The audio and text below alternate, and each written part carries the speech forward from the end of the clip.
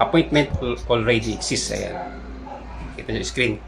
Ito yung mga problema na mga kumukuha ng online appointment sa DFA. Appointment already exists.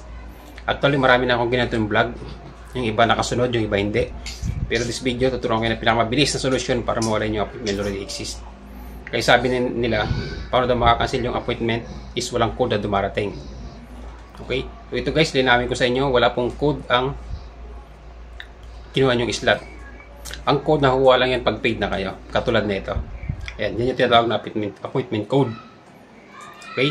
So hanggat hindi pa kayo paid, wala pong appointment code kayo marireceive. Ayun, para mawala yung appointment already exists, ito yung tatlong bagay na pwede nyo gawin. Tuturo ko sa inyo step by step. Okay? Paano rin yung ginawa kong short video guys. Okay guys, ito yung tuturo ko sa inyo para masundan nyo yung appointment already exists, paano mawala. Okay? So dito guys, ito yung sinasabi ko sa inyo, papalitan nyo. Ito last name. Okay, kung double word yan, for example, ganyan. Yan, ganyan pangalan nyo. Gawin nyo guys, double space. Automatic, wala na yung appointment already exists dyan. Okay? Same din dito. Sa dalawa, last name at saka given name. Pag may mga double words kay pangalan dyan, i-double space nyo.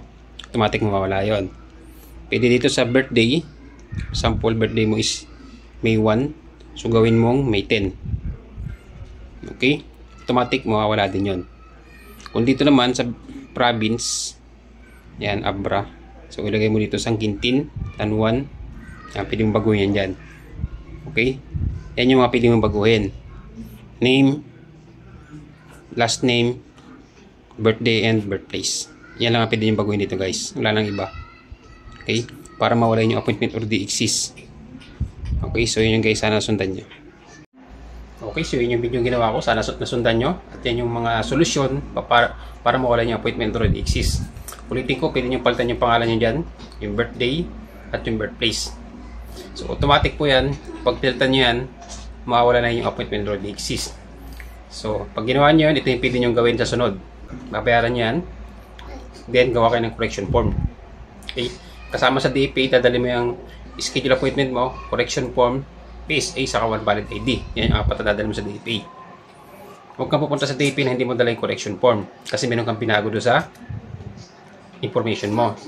May mga DFA kasing hindi mahigpit, pero may DFA na mahigpit. Pwedeng ipakorek yan doon, pero para no hassle, gawa ka ng correction form. Para ipapasa mo lang yung DFA na ito yung mali mo. Okay? Ganun siya kasimple guys.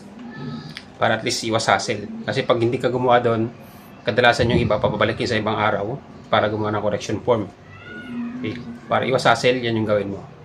Once na nabayaran mo na yung slot mo, gumawa ka ng correction form. Okay, yung link na correction form nandiyan sa baba yun. Okay? Yung sample naman, ganito yung sample ng correction form niya na yan. So, ganyan yun.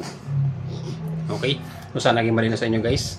Kung may mga tanong pa kayo, comment na sa baba para masagot ko yung mga iba pa nyong katanungan na gusto nyo malaman tungkol sa appointment already exists. Okay? So guys, pakishare din ang aking video para matulungan natin yung iba na may problema sa ganitong appointment already exists. Okay? So, thank you guys and see you next video.